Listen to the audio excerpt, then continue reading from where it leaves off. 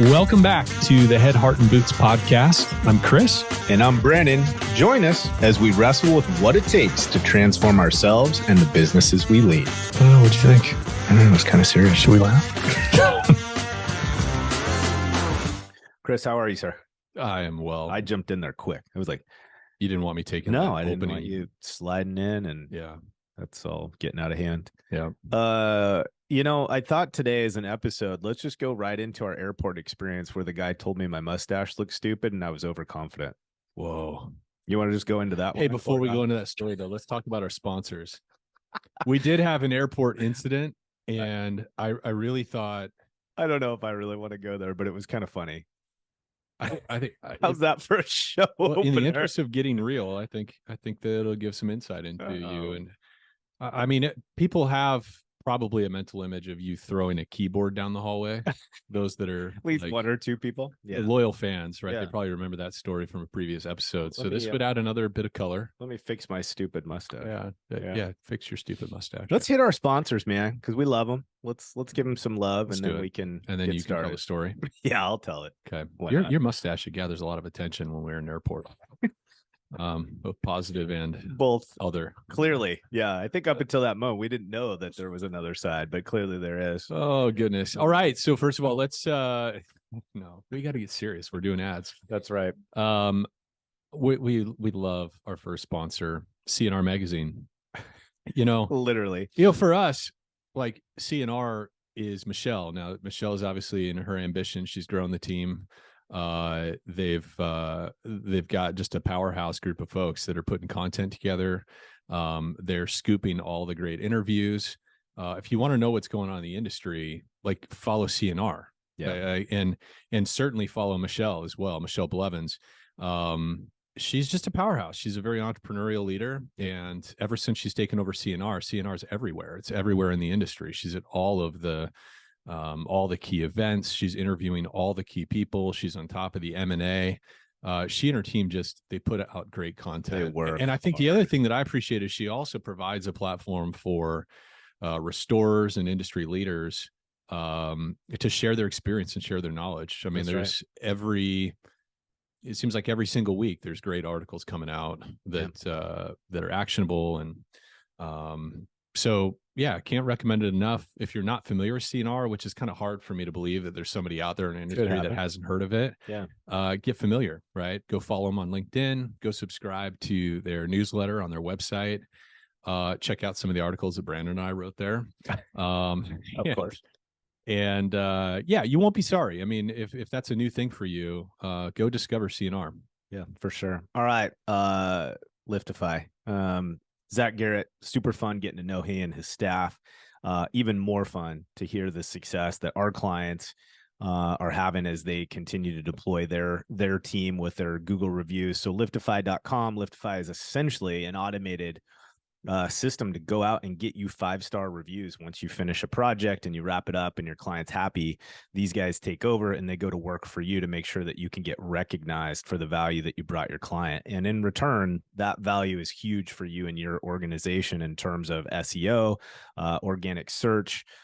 It is by far one of the best spins that we've seen in terms of the actual effect on your digital presence. It's just it's pretty darn amazing. Participation rates north of 25%, which is just absolutely unheard of. So do yourself a favor, get dialed in with Liftify.com. Let them take over your Google review pursuit. They're phenomenal, and hands down the results are just absolutely banging. So jump over there, support those guys, and do your business a favor. It's well worth it. Okay, man.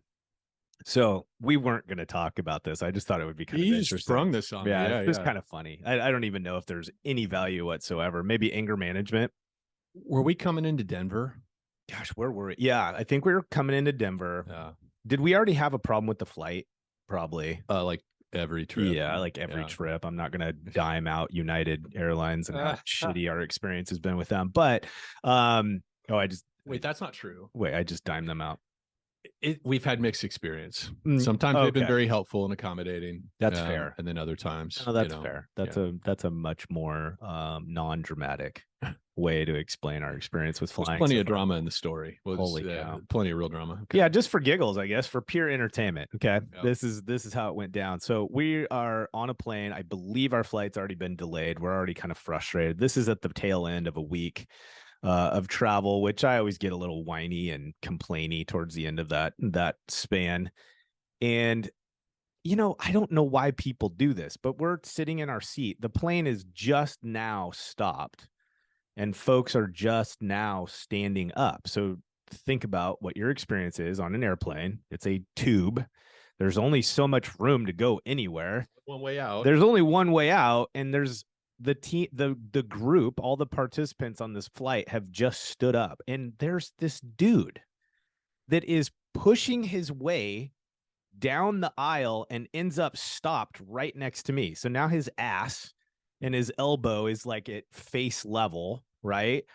And I'm in my mind, I can't comprehend where this guy came from and where the hell he thinks he's going. Like, people aren't getting off the plane yet. Yeah, basically, this is the quintessential cutting in line move. Yeah, only you're in a sardine can and there's nowhere to go. Yeah.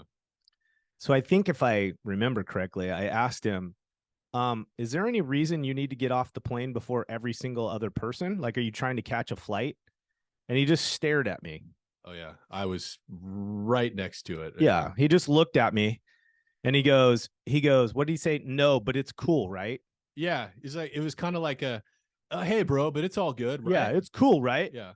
And no, it wasn't cool. And I don't think it's cool for anybody else on the flight. So anyways, I didn't even make much more than a remark, I think, after that, because I'm just like looking at stupid, and there's only so much you can do when you're looking at stupid. So then listen to me right now. So then we finally get off the plane. Oh, I think at some point he looked back and said, hey, when we get off the plane, tell me how you really feel. So of course I got off the plane and told him how I really feel. And it was just kind of a unique experience to begin with. And I'm just along for the ride. I'm thinking, I did take jujitsu classes for 3 months back in 2020, 2019. I got enough. Am I ready for this? Like, how is this going to play out? What's going to happen here? I have a former, U.S. Army paratrooper with me that is getting challenged by some knucklehead. Oh, it gets better, though. What's going to happen right here? Oh, yeah. The story is just getting ripe. Now, listen, guys, just a disclaimer. I'm not trying to ruin the story right out of the gate. But look, I'm not looking to fight anybody. Like my goal on a Friday night at freaking 9:00 or whatever it is, I just want to go home. Yeah. I'm just irritated that this guy went out of his way to stick his ass in my face so that he could somehow get off the plane before another 100 and something people do. Right. All right. So anyways, I get off the plane and I'm fairly politely tell him how I feel, that it's ridiculous for you to do that to people waiting on the plane. They're all trying to get off just like you. So he didn't really have much to say that. And so we start walking away and he tells me, hey, thank a vet. Oh, fuck. Like, okay, now I didn't want to get into a fight, but now I'm kind of wanting to get into a fight because there's nothing that pisses me off more than someone leveraging the title, respect, and honor that servicemen and women earn through sacrifice and throw it in your face like something is owed them. Because normally when people do that, they're not the kind of people that you respect. It's normally some douchebag. So my mind went there and I immediately labeled this guy as douchebag. And I asked him, I said, what did you say? Oh, man. And he said, why don't you thank a vet? I said, why would we do that? Are you one? And he said, yeah. And I said, why don't you start fucking acting like it then?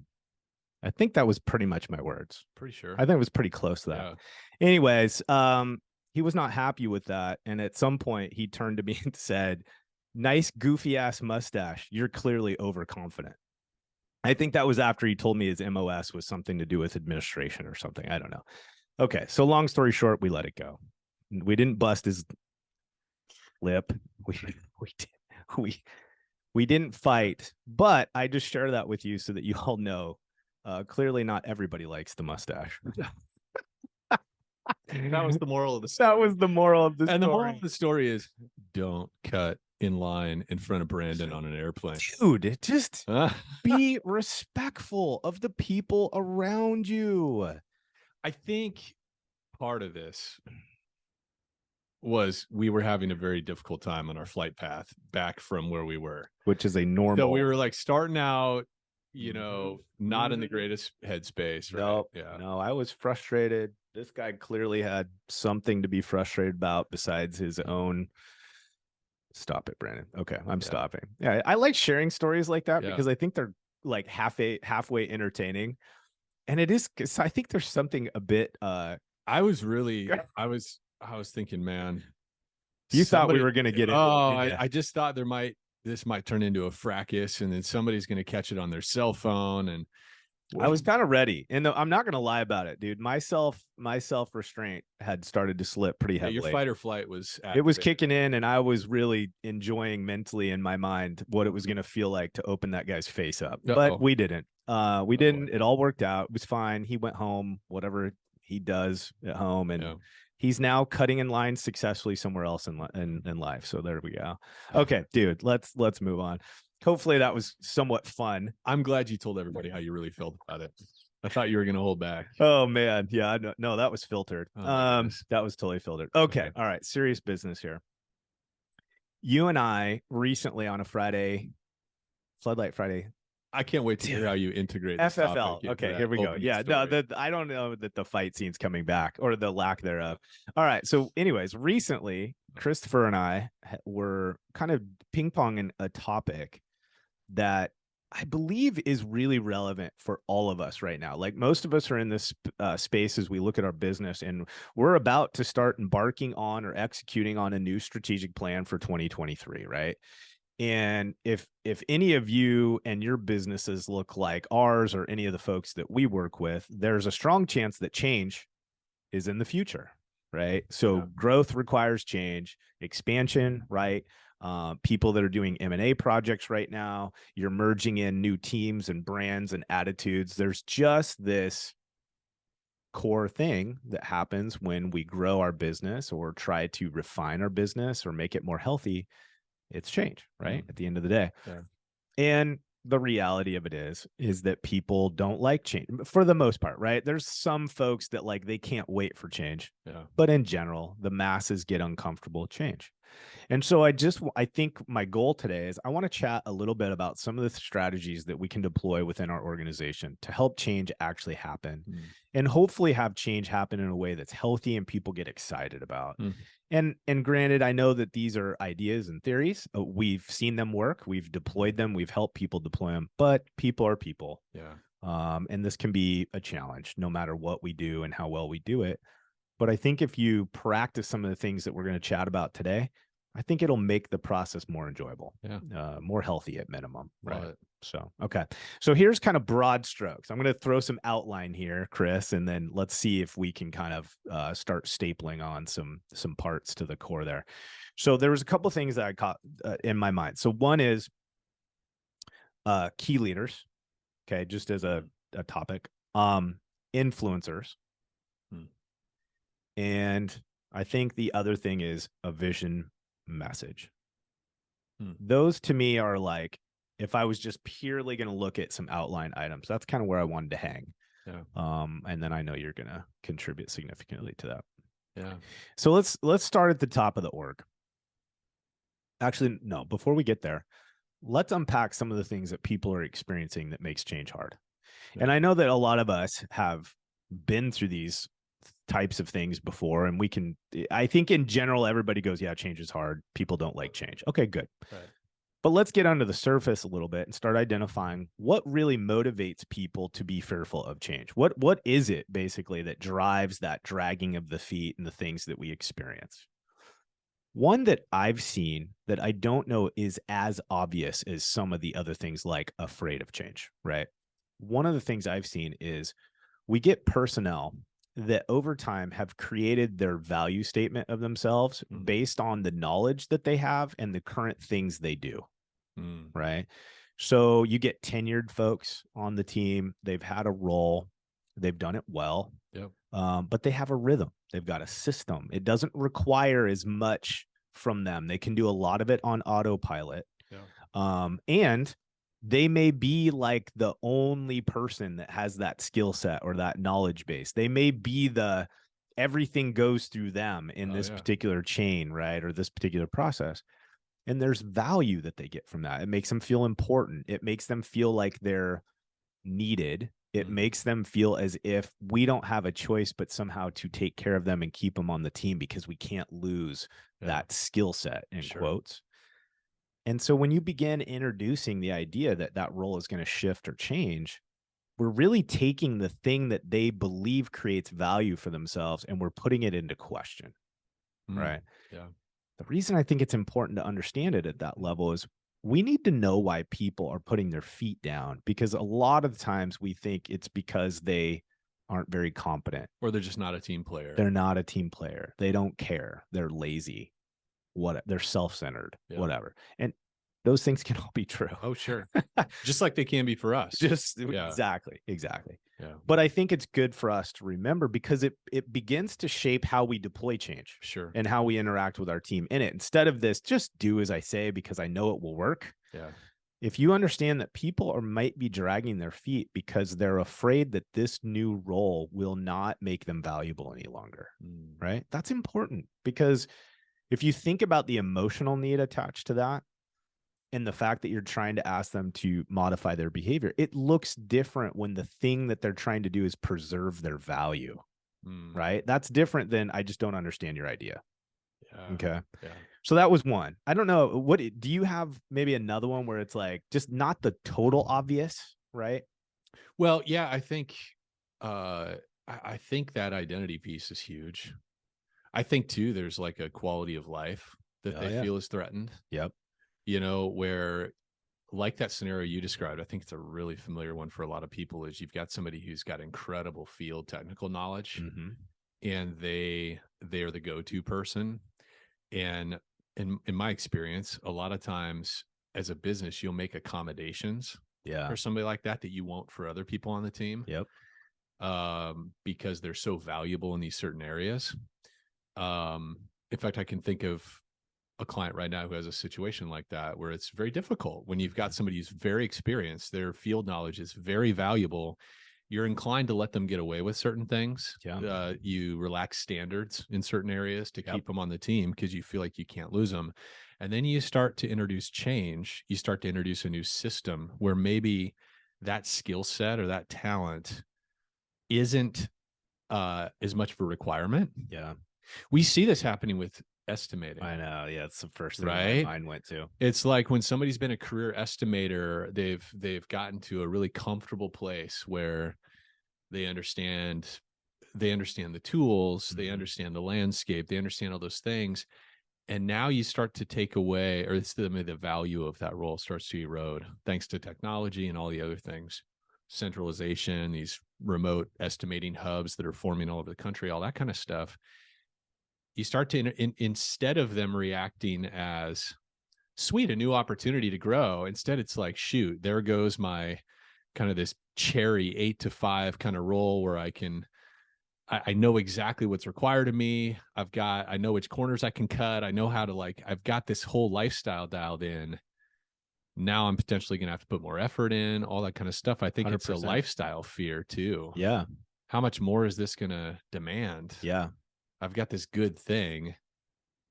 That's huge. No, I think that's a big thing. And I think too, as leaders, those are the details that we often don't bother to think about because we tend to think about the business. Right. What does the business need? Right. In order for us to get to the next level, to get our profitability where it needs to be, to whatever, we aren't thinking about what consequences might exist for the team that's going to do this. Yeah, the individual especially, right? Like we do tend to take a global perspective. That's our job as key leaders and owners. And sometimes in that global perspective, we can lose sight of the actual one-on-one effect with one of our, specific personnel down line. Right.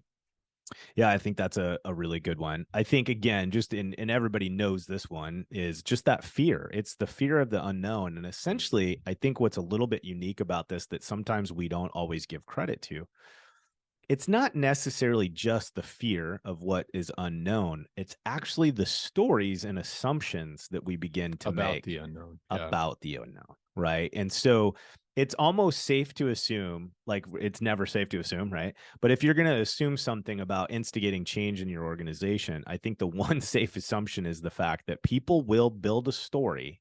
And in that story, it's likely not them experiencing a better outcome. I don't know why we tend to do this by default, but if you think about all the scenarios that you've been in where there's a substantial amount of unknown, how much of those unknown details that you start filling in are fairly negative, right? I don't know why we do that. I can't explain it. Someday we'll have somebody on the show that will tell us.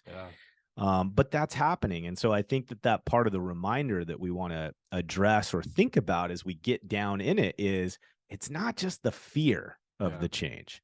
It's they're likely to start filling in the blanks. And when they do so, those blanks will tend to be negative. Like it's more work, more effort, more time, more whatever. You know, another, I think, fear for a lot of people in a state of change is, I don't know if I'm going to be good at this new thing. Oh yeah. I don't know. Yeah. And so that speaks to the identity, and it speaks to, I think, lifestyle, but maybe even, but it feels a little bit different, right? It's like, I don't feel confident. That's it. In whether or not I'm going to be successful in this new version of what's coming. That's right. Well, it's the same thing that we see leaders struggle when they make that transition from the field to management roles. Is they too, they tend to slide back into those day-to-day activities that mirror more what they were used to because there's more confidence for them. And I think what else is kind of interesting about what you're talking about is that's subconscious interaction is what's happening there. So there's this level of someone reacting to you and this new strategy that really has nothing to do with you or the strategy. It's all this subconscious response to I'm now all of a sudden nervous about whether or not I'm confident and competent enough to do what you're asking me. Right. These are all probably the most influential things, right? That I think just about other stuff could probably, fall under these themes. So I think, and I don't know, I mean, many of you out there that are listening to this and you're in the midst of your own change within your organization, maybe you're experiencing something else that creates like it's making or it feels like it's creating a friction point or something. Just, I think the goal with this is in terms of getting clarity around some of the things that cause people to fear change and drag their feet is that it's very emotional and internal. Yeah, but there's also this tendency, and I've seen this in virtually every team I've been on, because I think it is just a universal thing that all of us struggle with, is that we love company. So it doesn't take very long when these questions and fears and concerns start to percolate in my head, I'm clamoring for others that feel the same way. And then I share my version of the story. They share theirs, which may be better or worse. But we're going to glom on to the worst version. Because there's safety in numbers. That's right. And I've felt this, and I've seen it in, you get 2, 3, 4 people all now comparing their stories. And now there's a primary story that sort of comes out of that. And it's the worst version. And then now all of a sudden they're protecting each other from this change. Oh man, huge. And then you also have some people that are just inclined, the salespeople in the group, the whatevers, where they're the evangelists. And so then they set out to get other people on board. So then potentially, I think in our minds, they can avoid the change, or they can somehow influence not making the change. And now as leaders, you're dealing with this weird version of the story. Now you're having to not only talk people down off the ledge, but now you've got confusion in your ranks. And also potentially people don't trust, because now you've had this peer group that's been, waving this red flag, Yep. Yeah. it just turns into a mess. Yeah. And I think, we've experienced this. I think Mhm. probably everybody listening has experienced the drama. Like, how does a drama erupt in a business? Well, change is one of them, Yeah. because people band together and they start refining this story to protect themselves. And in the end, of course, a lot of times those people are the first to die on the sword, because it's like, wow, how you can't tolerate that. Yeah. At some point, it's like, whoa, That's hold on. right. Let's get on the same page. And if we can't, you got to get out, Yeah.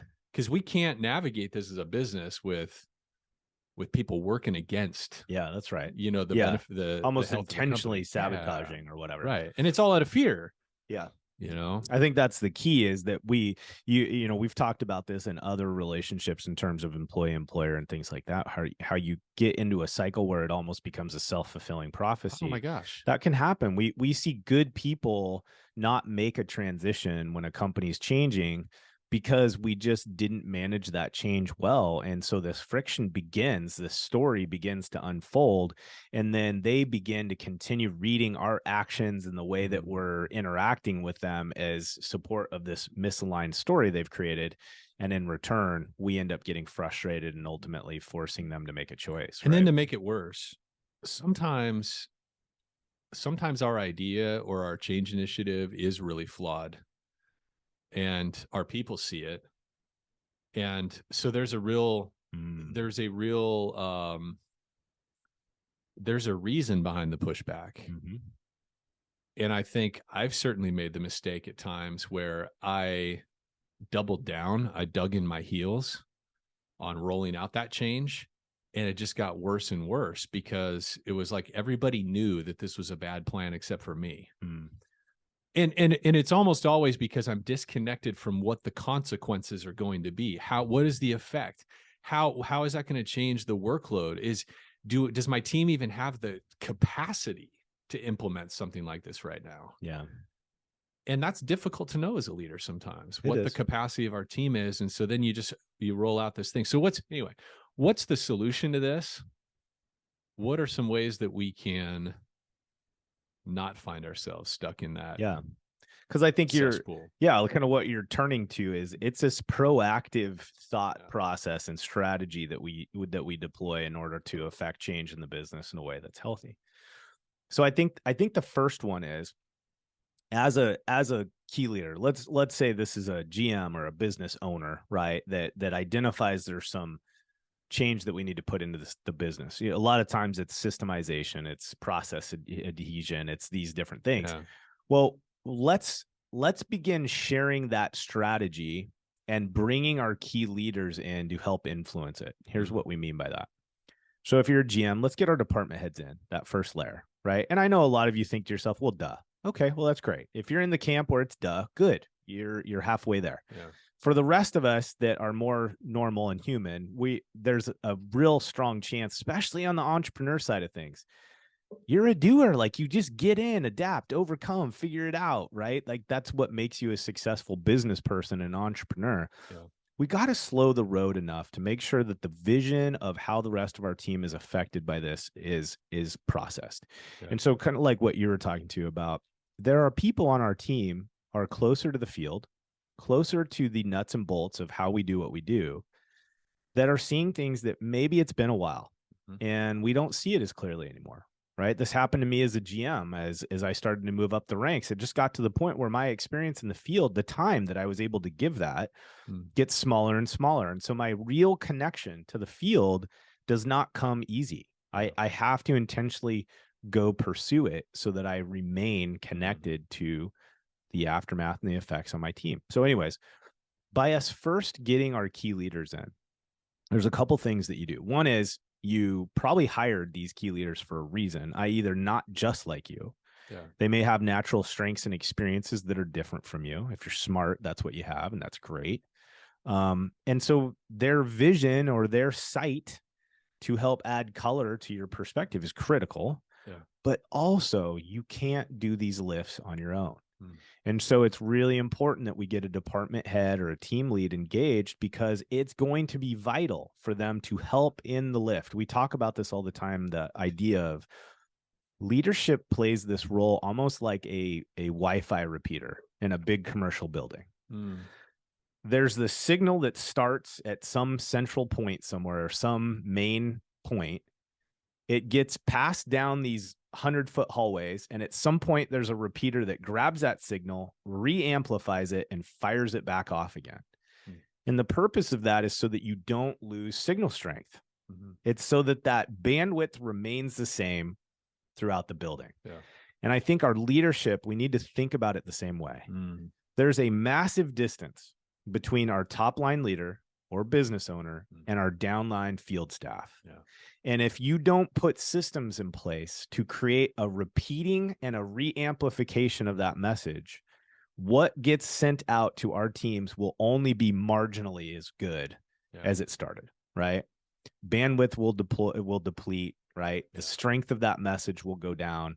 The type of message begins to become more garbled and less similar. So anyways, getting our key leaders involved, they help be that repeater signal. They're the ones that help take that message and that vision, which is the third part I want to talk about today, and they make sure that that same message is being deployed consistently and correctly. It's not taking a new shape, right? And then of course they can give you perspective that you need to make sure that your strategy or your change is going to work. I mean, from your experience, you and I talk a lot about this relationship between sales and operations. What are some examples from your perspective where that signal doesn't get repeated adequately? We don't get key leaders engaged in that strategy change, and it has a negative impact on the team as a whole, right? Well, I think one of the biggest disconnects is between operations and sales. You know, a lot of times we're constantly changing things and fine-tuning things on the ops side, but I've made the mistake, even as a sales leader, of not adequately articulating the change, the impact, the why, the early, what's going to be difficult about this, you know, that kind of stuff to my salespeople. About what changes and initiatives are taking place on the operations side. And that's with, you know, I was VP of sales. I was the main conduit to our leadership team for my sales team. And I often just underestimated the importance of maintaining that clarity, because it's one of the more common areas, I think, of drama in a restoration company or a service business of any kind, is that disconnect that can happen between sales and service. And you know, a lot of times too, the reality is initiatives that we're doing on the operations side are really designed to ultimately benefit the sales team, right? It's to create more consistent work product. It's to create more professional, more skilled, more thoughtful frontline technicians that are interacting with our clients. And so like it's for the benefit of the sales team, but it's a process. And so I think, you know, a lot of times there's going to be fumbles, there's going to be some misses, it's going to be messy while that change is starting to take hold. And if we're not careful, all the salespeople are going to feel and hear is, I can't trust my production team. I can't trust my field folks. Things are messed up. Things are crazy. And then that erodes their confidence. And then they stop aggressively selling. We start to have a revenue problem, which then ultimately cascades down and affects our field teams that we're trying to bolster up. And so, you know, I think for me, it's learning to communicate early and often about, hey, pros and cons. Let's just be really honest and transparent. Tell people, we talk about this in when it comes to that initial recon meeting that a project manager has with their recon customers. What we've found is it's really important to let them know when the hard parts and the frustrating parts are going to come into the process. Because we know in the restoration industry that there are no perfect projects. And we also know where the common failure points are and frustration points are. We call, like, one of those, for example, is we call the silent phase, right? Where we're negotiating the scope of the job. We're figuring out what coverage is in place. We're setting up our subs. There's not much visually happening to that customer, and it can feel really frustrating. But if we talk about it ahead of time, it's less disruptive. It's Right. less frustrating for the customer. I think the same thing is true with our people. If we say, hey, look, we're anticipating that part of this is going to be really hard. Here's the hard part that we think is going to, here's what part we think is going to be the most hard. Then when they experience it, it actually creates trust, because like, oh yeah, they said this was going to be tough. Yep. And it is. But I think it also takes away some of the sting of that. Yeah. When you talk about the difficult stuff up front. Well, it certainly helps get rid of that story of they don't understand.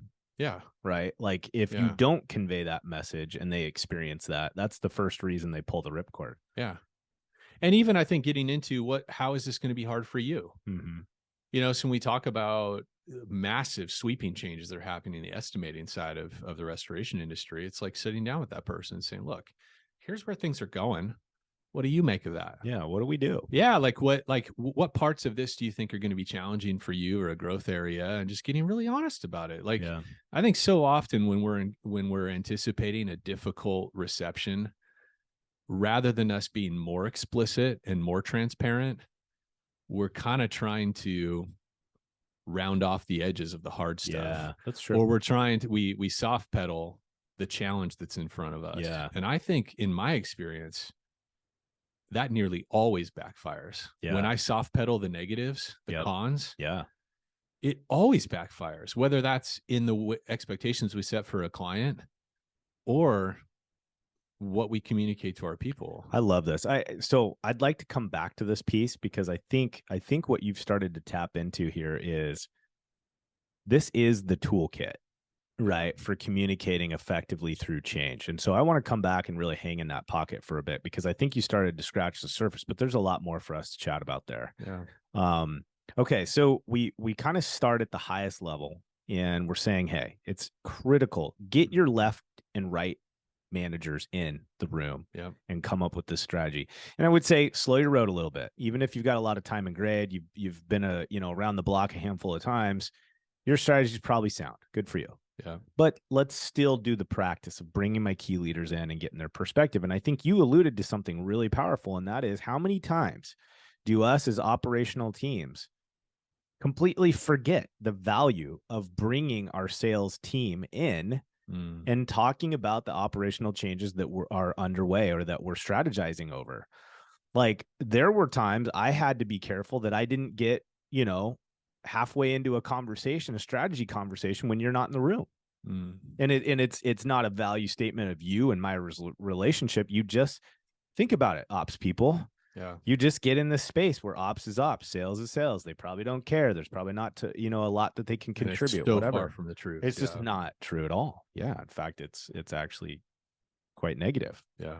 And we miss one of the best perspectives on our team, the ones that are interacting directly with our clients in terms of satisfaction and hearing them. So anyways, so starting with our key leaders, bringing them into the process, not just to tell them what you've come up with, but to actually actively engage them in the strategy creation. Okay. Now listen, for those of you that listen, and I know we get a mixed group, so some of this might feel a little crappy for some of you, but listen, as a leader, one of our most important responsibilities is perception management. We talk about this with leadership teams. Hey, look, you can argue behind the scenes. You can give each other aggressive pushback. You can fight over the topic to ensure the best thing is put into play. That's your job. Yeah. But when you leave the room, it's unity. Yeah. The perception management is, as a leadership team, we do have each other's back. Yeah. We professionally challenge each other because that's our job. But at the end of the day, it's all for one and one for all, right? Yeah. And I think the same thing happens when it comes to leadership in general. There may be times where you do have the answer, and that's great. It's part of the reason you're an owner or a key leader. You've been around. Yeah. Perception management's sake, it's still critical that you get feedback from your team. Worst case scenario, you learn something. Yeah. And actually you didn't quite have it all figured out. Or I guess that's best case scenario. Worst case scenario, you manage perception. Yeah. So even if you still end up going the route that you initially were headed, now you've got buy-in because you took the time to have them contribute. Okay, so we beat that one up pretty good. All right, here's another one that I think a lot of us misunderstand or don't deploy really effectively when it comes to changes. Identify, like people would call your change agents, your influencers. There's people on our team, and often they are the least paid and often have nothing remotely near any kind of leadership title, that have one of the loudest and most influential voices in our companies. Yeah. And certainly when you get under the management level, and we're talking about technical staff, technicians, hourly staff, the weight of your words versus peers in terms of just sheer influence, not fear factor or pay factor, but just influence, is pretty light. Yeah. Peers, listen to peers, especially when it comes to culture. So I think one of the things that we need to do a real good job at is identifying those personalities in our ranks. And sometimes they may be one of the personalities that kind of rubs you wrong a little bit. And it's because they're always vocal. Yeah. They're talking. They're willing to say what they think, right?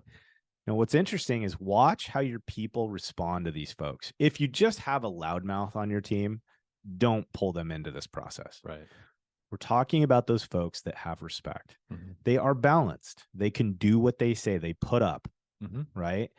And because of that, people care. Yeah. Right. It's not always the oldest tenured person on your team, not by age. Yeah. But And it's not that it isn't the loudest person in the room either. Nope.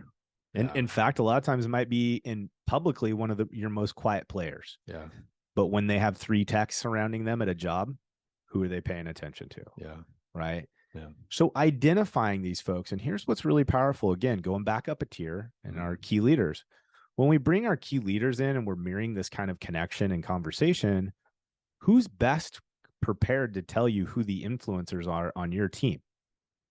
Yeah. I mean, it's your downline leaders. It's your, hopefully it's the people that lead these teams. Yeah. Right. And here again, perception management, mirroring, teaching, whatever. If it's not, and you ask this of them, aren't you setting the tone for something that you actually want to have happening anyways?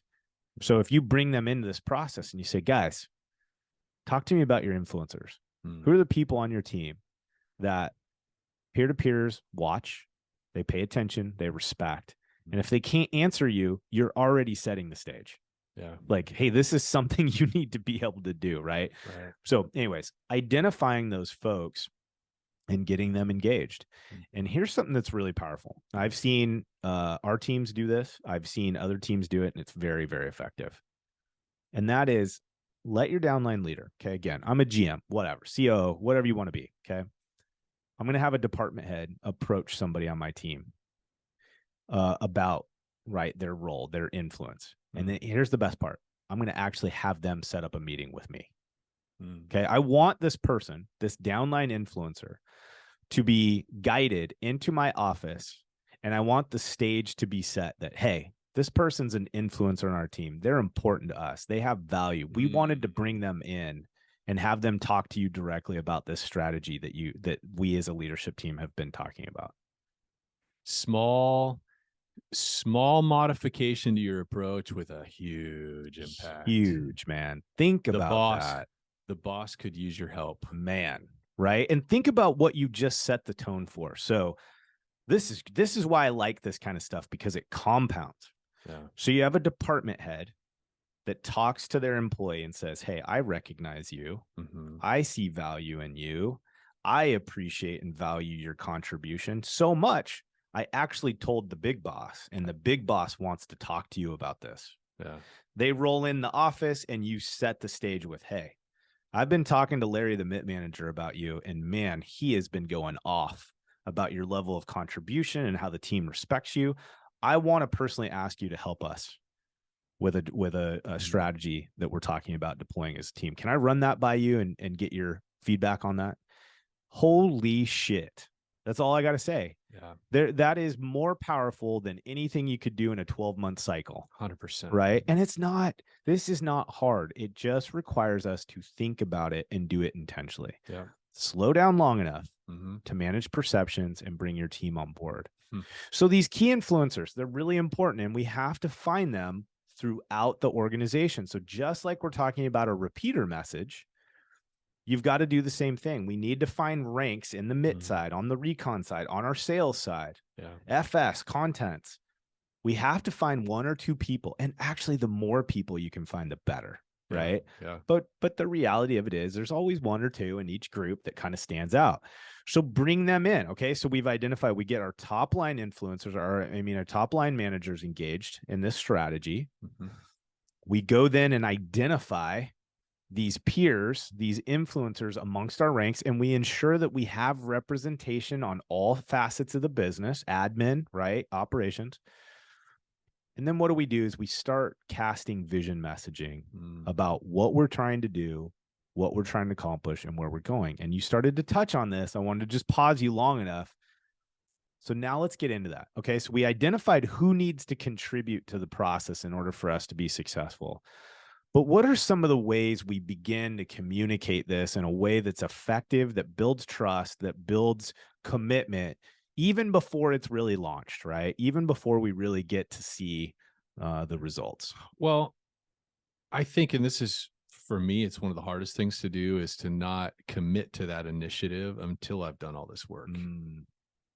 Because I think a lot of times I've made a mistake in that, again, I got this wild hair idea. Maybe I even got the idea from a consultant I've paid to give me good ideas. That's right.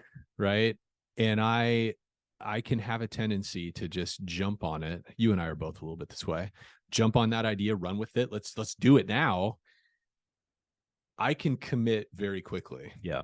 Like being decisive is part of my makeup. And so I can just start running in that direction and just pulling people in. Yeah. Right. Yeah. But instead, I think you have to approach these conversations first with the leadership team with an open hand. Yeah. That, hey, maybe this initiative, this direction is not fully informed and is not even kind of what we should be doing or spending our effort or energy or attention on. That's right. Right now. I need to be open to that when I bring that to the leadership team and not be personally offended, not be personally vested in my own idea. That's right. And so, but I think that is really important then to allow that to cascade down to these influencers at the frontline levels and the midline levels, because you may get some additional intel as you start building those advocates where if you're open, you're not just trying to lobby for the idea, but you're really open. Hey, I wanted to get your perspective on this, because ultimately the team, you have the team's respect. You're going to be a critical piece in making this initiative successful. Yep. Like we literally, if we move forward with this, there's no way to do it without your buy-in and your help in us rolling this thing out. And so let me share with you what we're thinking. And I just want to get your honest take. Any kind of concerns or red flags that you have about the idea or question marks for you, like I really want to know that, because you could help us avoid making a huge blunder. That's right. As a company. Yeah, that's right. All of that language is very affirmative. It's very respectful. Yeah. And I would argue, at least in my own experience, most frontline employees and service companies have never, ever, ever, ever been approached that way, with that kind of respect and consideration. Yeah. Where they genuinely feel like I'm being brought in on the front end of this process. Yeah. And I'm being asked my perspective because they see my perspective as valuable. That's right. And so I think it's really important that you check kind of where your heart's at, so to speak, as a leader. Am I really open-handed with this new initiative idea?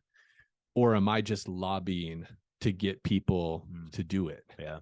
You know what I mean? Yeah, no, I think that's valid. I think that's part of the reason why we really need to be super intentional about vetting our person that's going to be in this influencer role, and making sure that we find that balance of consistency and dependency and trust. Yeah. Because if they're one of those people on your team and they provide you input, it's probably worth listening to. Yeah. And it may not shift anything at all. Yeah. In fact, if anything, it may just give you a really great insight into what others are most likely going to be concerned about. Exactly. And now you can touch base on it proactively right out in front. Boom, you got it. 100%. Well, and two, like you can, everything that flows out of that conversation is an opportunity to build on trust. Right. So you may have that conversation with your crew chief, one of your crew chiefs. They're an influencer. You run the plan by them and like, man, I'm really concerned about this. I'm really concerned about that. You process that information. I hear you. Thank you so much. And then for you to really take those concerns either back to your own office or back to the team and say, okay, are these concerns warranted? Yes. What can we do to be prepared for those issues? And then to be able to go back to that person. So, you know what, we are going to move forward with this plan. I wanted to talk about those concerns you had. Yep. Because ultimately, I know your team, they trust you. They're going to come with probably those same concerns. That's right. And we need to have real answers for them. Yep. Right. And so then we can build trust by coming back and saying, hey, I heard this part kind of freaked you out. You know, like you had this concern and that concern about what we're going to do. And those are real. Here's what we think we can do to minimize that or avoid the hardship of that thing. Yep. What do you think of that? Do you think that's viable? Like, does that allay some of your concern or your fears? And if you can really truly get buy-in, then, oh man, you've built a shitload of trust. It's and you've just affirmed powerful. them as a leader in their space. Yeah. There's just so much that happens if we take the time. But I also, even as we're saying this, man, I know there's some personalities that are listening to us that are like, look, you're the freaking owner of the business. What is all this taking your decisions down to your frontline people and stuff? Yeah. And I can also understand that. Sure. I can understand how it may feel like if I did this every time we go to make a decision, this is just so much labor. Yeah. Just for us to move That's on fair. something. Yeah. And that is fair. Yeah. So I don't know if there's any sense in us differentiating between sort of the run-of-mill day-to-day decisions. Well, I think what we're talking about is change initiatives. Yeah. It's like, it's not that we're taking every single executive decision down to our frontline staff through this process. I think it's just important to say, like, these are the high-level mission critical moves that you're making as a company. Yeah. And those are the ones that we really need to be careful. That's right. With, right? Yeah. I think anytime we start messing with core functions of roles and responsibilities, then you got to slow your road and get buy-in, period. Yeah. Nuanced tweaks to P&L, talking to OMs about G&A control and cutting expenses and not being frivolous with the way that we use our money. I mean, come on, you're right. I think it is important to talk about when and where. But when you are about to do something that you know through your own experience, and most of us, this is why you don't incite some of these changes, you know you're going to get pushback. If you think there's going to be some global level of pushback within your organization, that's probably a thing big enough that you should consider following some of this methodology. So I really like what you're talking about there. I think you're right. And again, there is real value in hearing people's opinion on how do you think this will get executed in the field. It's just vital. Here's another thing, though, that we need to remember with this. You guys know, I mean, we've probably had multiple episodes where we've talked about this. I would think if you've come to any of our live, we do 2 and 3 day operational leadership training events that I am biased about. I think they're super rad and I love them.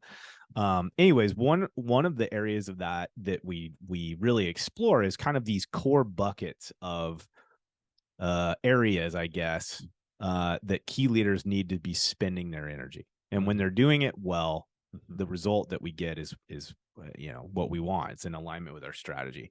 Anyways, my point being is succession planning is a key responsibility for any good leader. Okay, period. If you're a real force multiplier, you're a MIT department head manager, recon manager, whatever, GM, OM, part of your responsibility is to be identifying key players in your team and looking for that new leadership that's coming up in your ranks. Well, one of the things that you and I really hammer on these events is that people have a limited number of hours in the day. And when we first start exploring the transfer in someone's mindset as a leader to go from doer to equipper, one of the first areas that I think people get overwhelmed by is we start talking about these mentalities, these attitudes, these focuses, these areas in the business you need to be dedicated to and be aggressive about. And I think they get overwhelmed because they just think, how in the fuck can I do that many things in one day? And so what you and I really try to do a good job during that event is when we're giving examples, we pinpoint things that when you take this kind of action, you're actually influencing all these buckets at the same time. Okay. Here's an example. It's like management by walking around. I don't know if that was Drucker or if that was, one of these other business icons. But this idea of management by walking around is very common in hotels. Really successful hotel leaders, they do this. They get out of their freaking office and they walk the hallways, they walk the lobbies, they do all that kind of stuff. And that is a really great strategy for leading in our industry as well. And sometimes management by walking around is getting out in your rig one afternoon a week or whatever, visiting job sites, just poking around, picking up a DHU and helping load equipment and take equipment, all that kind of stuff, just getting shoulder to shoulder with people. But when I've experienced great leaders applying what we're talking about, some of the best ones, it was those hallway conversations. You did this with me, and I did this with you, and I did this with others on our team as well. But it's that hallway mentoring. It's pulling somebody aside. Oh, hey, real quick, I want to run something by you. Hey, real quick, before our meeting tomorrow, I've got something I'm getting ready to bring up. And spot on. Don't know how it's going to land. I want to get your take on it and just see if you had any suggestion about how we bring that up in the meeting. It's perfect, dude. That's succession planning in 2 minutes in a hallway. Right. That is succession planning in action, 2 minutes in a hallway. You are mirroring so many great examples for that young person, that up and coming person. Even if it's subconscious at this point, you're planting the seed. Yes. Right. You're showing them how to interact with their downline. You're showing them how to step off of your pedestal and meet your team shoulder to shoulder. You're showing them how to ask questions and show value. How to be available and approachable. Huge. There's so much. And that would be a perfect example. You hit it. You nailed it, man. Is what kind of actions can we take as leaders that give us leverage in all those buckets, as many buckets at the same time as possible? That's a perfect example. That could have been dissected into 4 or 5 different things that you needed to accomplish that day. It was a 2-minute conversation in a hallway, very first thing in the morning before the day really gets underway. So powerful, man. It creates an atmosphere of transparency and it feels safe. It feels like I know what's going on.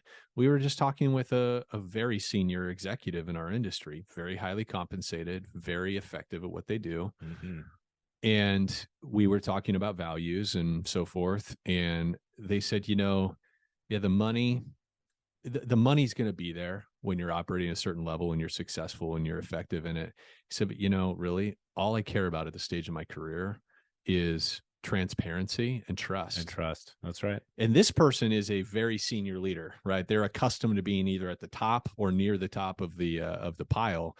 And they're talking about how critical that is for themselves. That's right. And anybody that they would work with or find themselves working for. That's right. And it's like, okay, if that's true of highly influential executives in our industry, how much more true?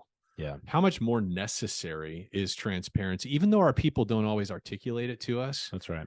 I think that it feels like transparency, and now we've talked about sort of there's elements of transparency. Obviously, we don't need to tell people about our sex life with our spouse, and there's moments of danger where revealing everything that's going on in the company does not make sense, counterproductive, right? It's not what we're talking about. No. Right. It's but creating an environment where people feel like they know what's going on in the company, good or bad. That's right.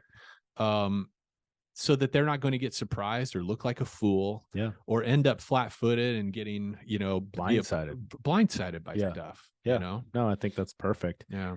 So let's think about this too. So when we kind of some of the core elements that we need to kind of unpack, I guess, when you're talking with some of these folks, one is we need to identify what's in it for them. I think one major mistake we make as leaders is we're very dismissive of identifying and taking the time to communicate the value of our decision making about our downline persons. And I don't exactly know why. I think a lot of times it's just because we're trying to make forward progress. I think a lot of it is not malicious intent, but there is this element of like we almost get offended that somehow we need to communicate to our personnel what's in it for them.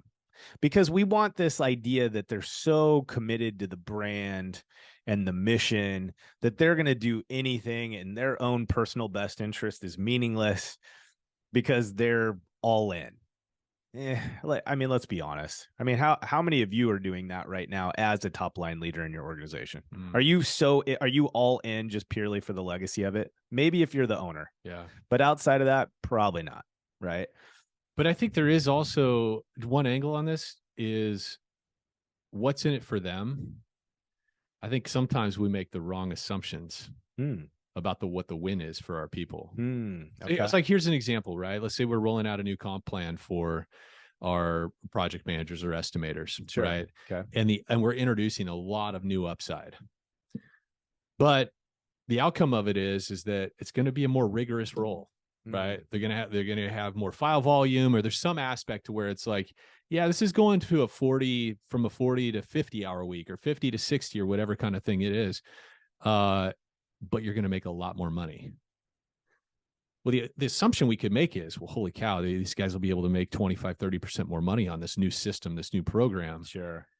And we can assume that that's what they want more than anything. Right.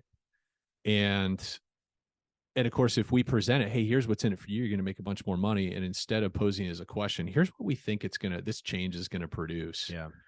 How does that land with you? It lets us know, because we may have some very talented project managers, using my example, is that it's far more important to them, the time that they have for their hobbies and family and everything else, their bandwidth, than it is to make 25% more money. Yeah. That's going to be the case sometimes. Yeah, for sure. But I agree with you. I think engaging them in that conversation of what do we think is the benefit? What do we think the why is behind this? But again, trying to hold it in an open hand, that we may not know exactly what our people truly want. Yeah, I think there's some, I don't disagree with you. No, I see the track that you're on there. I think the other thing I would encourage people is, when you're devising your strategies, make sure it's a balanced one. Yeah. Because if it's putting too many of your positions in a place where, they're going to make more money, but the workload just skyrocketed. Yeah. It's probably not a good plan. Probably not sustainable. Yeah. No, it's probably not a good plan. Yeah. And I think a lot of times in what we see, and probably maybe like that example that you gave is really common, is in the transition, it can feel like that. Yeah. And so part of what you need to communicate is, you know what, for the next 90 days, this is going to feel shitty. Yeah. Here's why. I mean, we're very honest like that with our clients. Yeah. Like we almost tell them almost verbatim every time before we get started, as this first part's going to suck. Yeah. Because you're already busy and doing a lot, and we're going to ask you to do a lot and be busier while we create legacy change. Yeah. Instead of slapping on Band-Aids. And I think the same thing applies to our people. But I think you're right. We can't make assumptions. And so identifying a balanced perspective of the values and of the things that people could experience as part of it is key. But along that same lines, just like you talked about earlier, we need to be prepared to talk about the crappy parts of it too. Because inevitably, when we make change happen and we're communicating that change with our teams, there is some things that are not going to be better. Yeah. Like there's just going to be certain aspects of their role that's not going to be better. Here's a big one that we wrestle with all the time. We have organizations that have a process mentally, maybe tribal knowledge, right? There's kind of a flow that everybody kind of adheres to, but it's not formalized. And the adherence to it is 70% at best. Yeah. It's most of the time. It's not all the time. Well, when you begin putting things into place that increases accountability so that we can get consistency, there's going to be challenges there. Like it's not all gumballs and roses when you communicate to them what's in it for them. Yeah. There is some reality of you being honest and saying, we have to do this in order for us to be a sustainable, healthy company. Yeah. It's not easy. We understand that. Yeah. And you know what? In a perfect world, if every single one of us was so committed to holding ourselves to this level of commitment and accountability, we wouldn't have to have systems like this. But we're humans and we make mistakes, and these systems are built to protect us. Yeah. That's okay. Now, they may not walk out of the room with a warm and fuzzy, but you were freaking honest. Yep. You were honest about the why, and you were honest about how it's going to affect them. Yeah. Right. So the whole what's in it for me, I think that you bring kind of you shed some light on here, is it's not always you conveying what's going to be great for that individual. Yeah.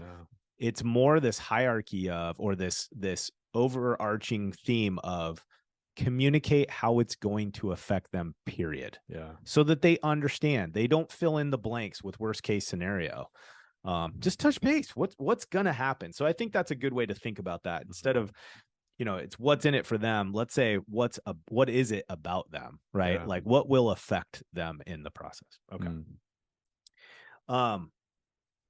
I think it's also okay for us when we're conveying these messages. And again, this can be on a one-on-one platform. Maybe after we've got buy-in from all our influencers, this is our all company meeting where we're really laying out the vision and the plan for everybody else on the team. I think it's okay and absolutely important for us to identify some of the reasons people would be slow to adopt and come on board. Just call it out in public. Yeah. Hey, I know many of you are fearful that this will make you feel less confident in your role because we're making changes to the day-to-day tasking. Yeah. It's okay. We understand how that feels. We have training lined up for it. We're going to support you in this transition. Yeah. Right.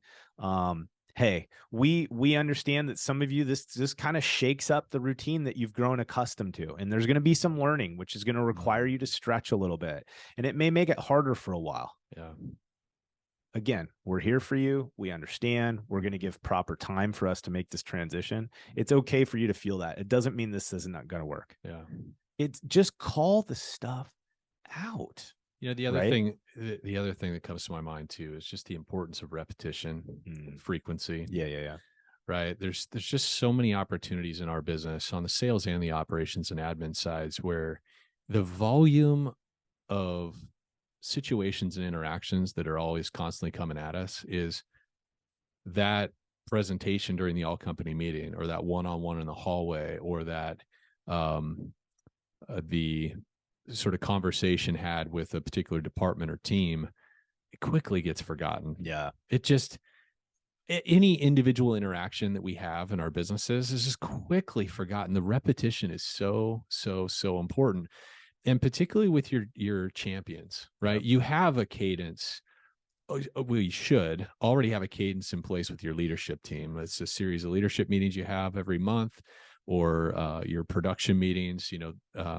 You have a natural rhythm of interaction with your key leaders.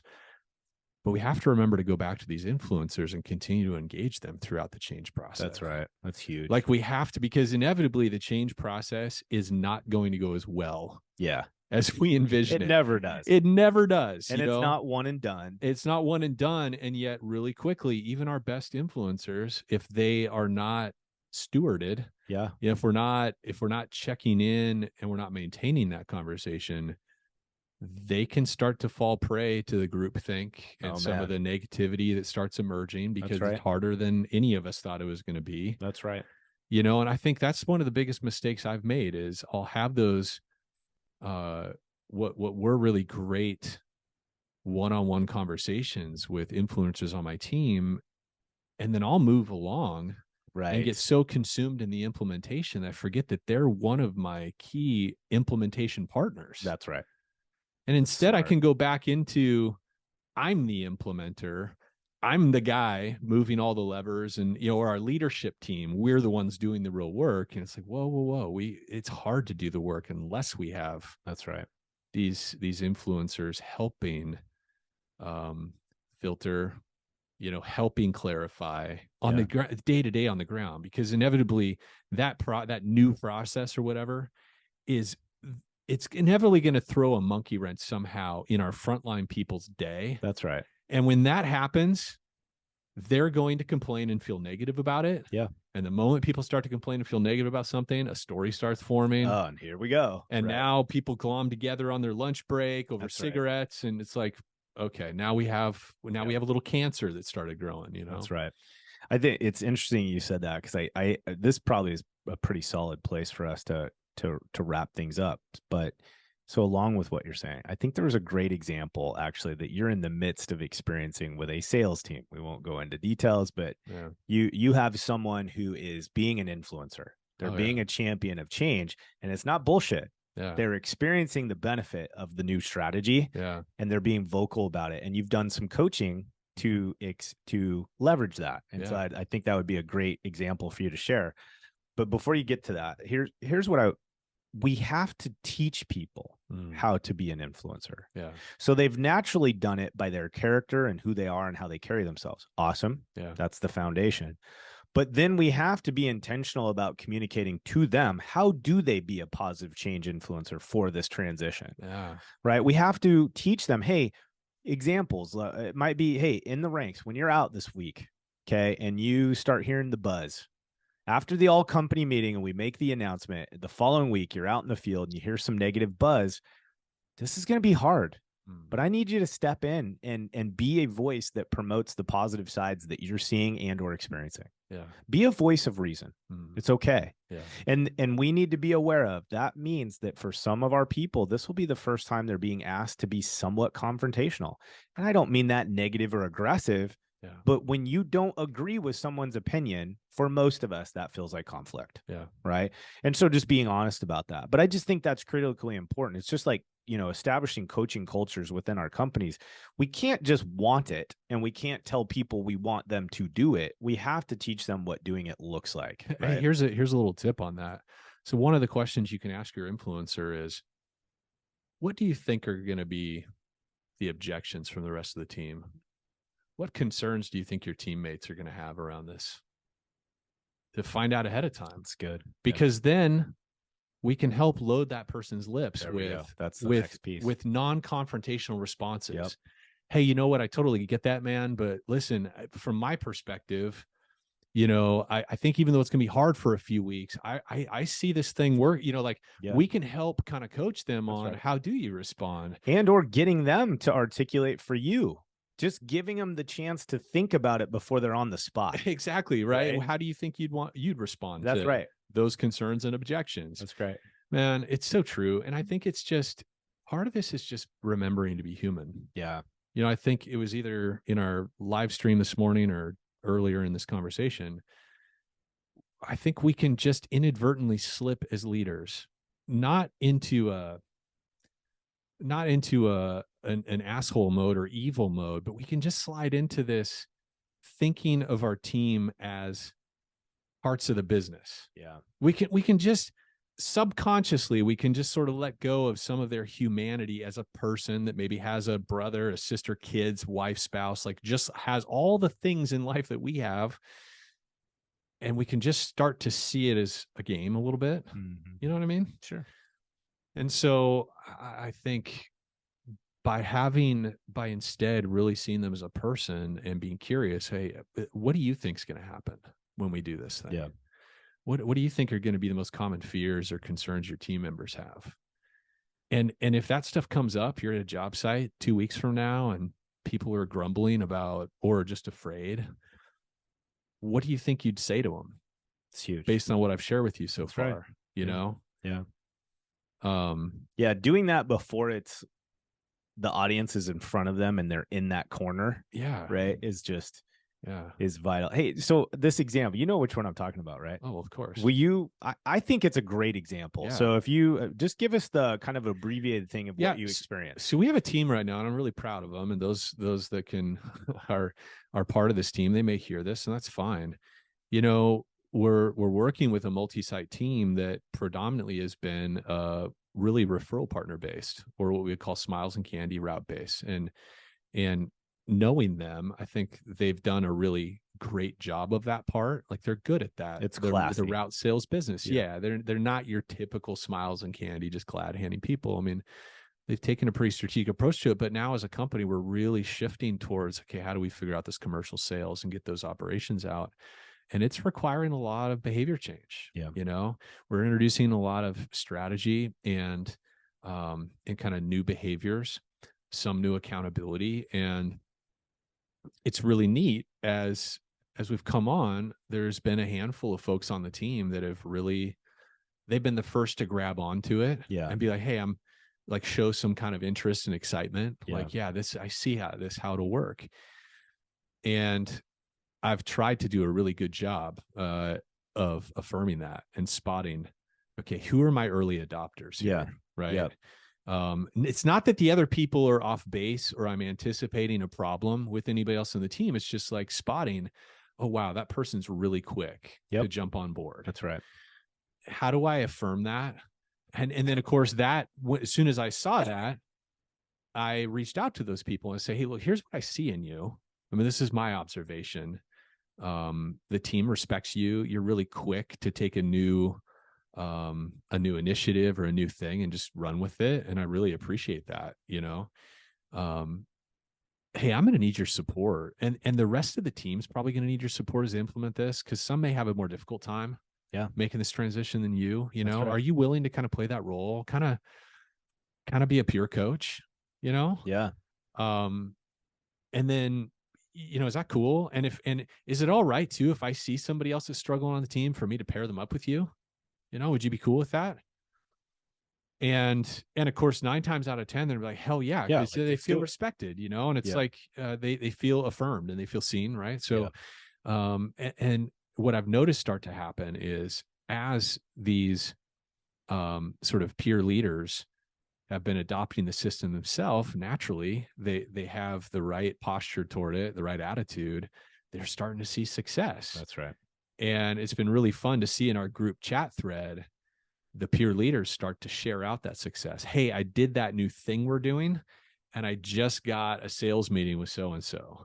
Hey, I did that new part of our process, and look, I had 3 jobs come in this last, since our last thing, from that new behavior or initiative. Yeah. It's priceless. Right? I think it was interesting because I've kind of been watching this from afar, because you and I kind of split our resources when it comes to ops and sales. And a lot of times you're navigating a relationship I'm not directly engaged in. And I've been watching kind of from a distance as you've been coaching this individual up, and just really getting excited when you're sharing screenshots and stuff of them doing it. Right. And I just really respect the fact that a couple of them have just decided, I'm going to give this every ounce of effort. I'm just going to commit to try it regardless of how I feel, in quotes, about it. Yeah. And look what happens. But I really admired how that was going, because to me, it was a perfect example of all those quintessential leadership activities where we identified an influencer. You used real pragmatic ways to value that early adoption, commitment to the process, willing to try it. Like, it's basic stuff. You saw that, and now you're encouraging, highlighting, you're asking, hey, can I ask for your help in this? This is why, this is how it's valued to your peers and how it helps the team. And then they're willing to do it. That, to me, is a perfect example of change, influencing change in a really healthy way. Now, that's part of a larger strategy that has a lot of moving parts to it. And so we're doing that at multiple different levels on multiple different fronts to, achieve some success this year. But I just think that was a great example. So listen, guys. And I would just say, it's really fucking fun. It is fun. It is so fun. Just it's like, and I really do mean this. Like, it feels like a privilege when you find yourself in that pocket where you're trying to be intentional, you're trying to bring people along, and as people start to come along, like, it is probably one of the most satisfying things as a leader. That's right. Is you really do try to take care of people and identify the folks and affirm people and stuff like that. And you see it start to come together. Yeah. You see the collateral effect of me respecting that person, recognizing their contribution to the team, encouraging it, supporting it, and to start to see it bear fruit. Oh, man. It's one of the most satisfying things in leadership. Whereas I think, like, previous generations, and still some of us that are finding ourselves in leadership, we still default to that command and control kind of thing. And let's not kid ourselves. Like, accomplishing things under that structure is still satisfying, but it's such a delayed gratification. It's like you lose all the pleasure of the process. Yeah.